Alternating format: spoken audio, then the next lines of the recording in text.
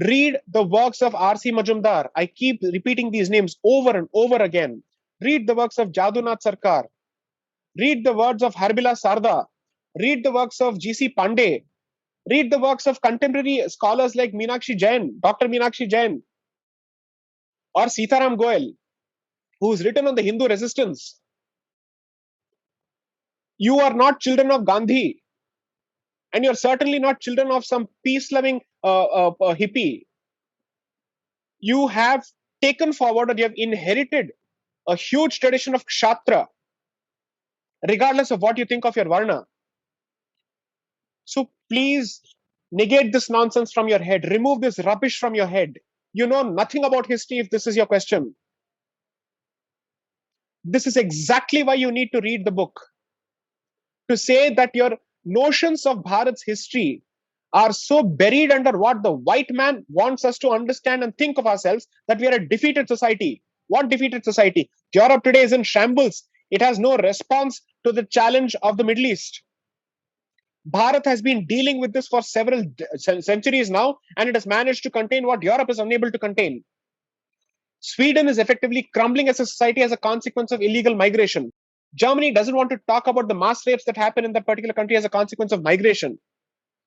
Paris doesn't want to talk about certain suburbs which are no-go zones for the police anymore. That's exactly what is happening in the so-called West, because they don't know how to handle this creature. We know how to handle this creature. We've been doing so for generations. Please press a delete button, Control Alt Delete, and a permanent delete of this nonsense from your head. Read proper books. I hope you do so, and I hope you never ask this question again, and you stop someone from asking this question again and shame him for asking this question the next time. This question is not a problem which is personal, but this is a problem that is collective. You have no idea how frustrating and how disappointing it is to hear this question in the age of internet, where source after source, literature after literature is available for people to read, and still they don't read. Where are you getting these opinions from? What is your source? What are you exactly reading that tells you that you're a defeated society? If you're reading the Marxist school of nonsense, their entire goal has been to push you into slavery.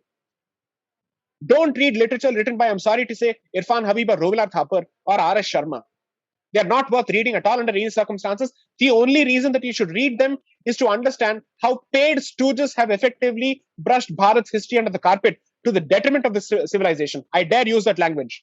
These people did not have the guts or the courage of the conviction to actually prove their point in the Ram Janmabhoomi case when invited to actually present themselves as expert witnesses, when they kept peddling nonsense and propaganda as opposed to putting forth facts.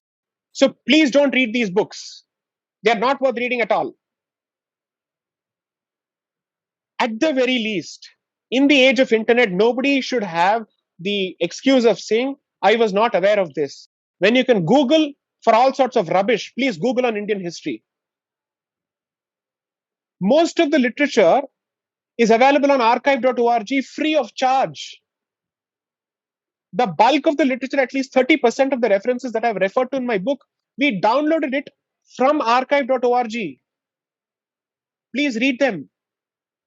When I say this equally of the history of the North and the South, because there is no such thing as the North and the South. Bharat has behaved as one. So I'm sorry for this rant. I'm sure this is going to go viral on YouTube. But this question has opened the floodgates, and that's precisely the rogue that I'm trying to cure through the book. Because generations of historians have been trying to cure this. And I hope to put forth that literature before people to say, kuch bolne se pehle pad to lo. Because you will pass on this very same nonsense to the next generation.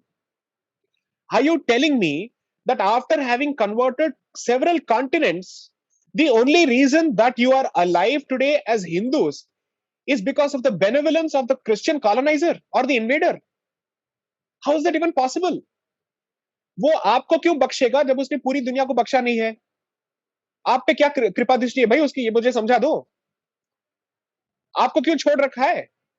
Surely you're not related to him. You're not a chacha bhatija, no? So why are you being given this kind of a leeway? That is because you fought back spiritually, politically, culturally, militarily, intellectually. introspect, where is this question coming from? Is it coming from a position of knowledge, or is it coming from the darkness of ignorance? If you can honestly come back to, if you can honestly tell yourself, I did not know enough to arrive at this conclusion, I would say that's a fantastic beginning. Then start knowing enough. Start reading. जिस मुद्दे पे सवाल करने की इच्छा है या उस पे बात करने के लिए आप तैयार हैं, फर्स्ट प्रिंसिपल इज उसमें पढ़ना सीखिए और तैयारी करना सीखिए. उसके बाद आप अपने कंक्लूजन्स को प्रेजेंट कीजिए. I'm sorry, this is not meant to be rude to the person who has asked the question. The point is, this is reflective of the massive cancer in the society, especially the Hindu community, and particularly and solely the Hindu community, because I think this is the community that needs a surgical invasive strike. It needs truth bombs on a daily basis. कि तुमने कुछ नहीं पढ़ा है अपनी संस्कृति के बारे में, तो अपनी संस्कृति के बारे में बात करने से पहले मुंह बंद रखो. Others know your history better. Others know your language better. Your Sanskrit is being, let's say, hijacked and monopolized by Westerners with a very clear agenda. Ek din aayega, like Audrey Tushki, when you talk about Sanskrit and your religion, she will get up and her cohorts will get up and say, तुम्हें कुछ नहीं आता, मुंह बंद रखो. हम आपके धर्म के बारे में हम आपसे बेहतर जानते हैं. ये भी एक दिन आएगा, आ चुका है ऑलरेडी.